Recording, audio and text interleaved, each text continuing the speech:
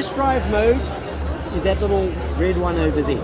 So you push a little red one, it says start the engine. And what happens is as they loosen the bolts under the vehicle, sometimes the steering jolts inside.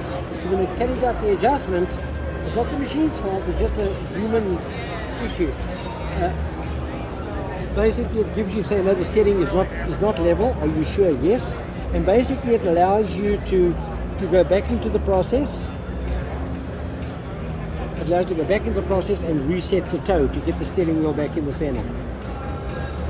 So it tells you to verify your steering center, and you go back to your front wheels, and you get your steering head into the center.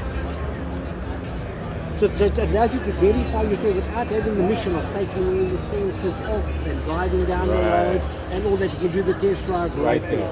Wow. The beauty of this machine is versatility. You can actually do this, like I sent you, did I send you the one when we did it on the pit? Yes. Okay? Yes. You can either do it on the pit, you can do it on the 4-post lift, or you can do it in the So the sheer versatility of it. Right? Yeah, no, that's awesome. Done at that point. Because it's tablet based, it takes it a little bit longer to get to the before and after readings. Once again, it will show where the adjustments are.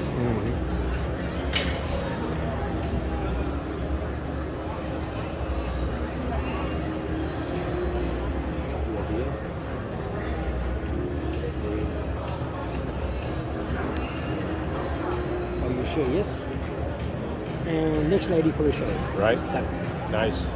You know? Quick. So it's simple, it's quick. It follows a logical step protocol. You don't have all the unnecessary bullshit screens. Right. You know, it's you have a seamless progression from one screen to the next. It's what we call logical step protocol. It follows one logical step to the next logical step to the next logical step. And this is all Ravigoli? It's all Raviglioli. Yeah.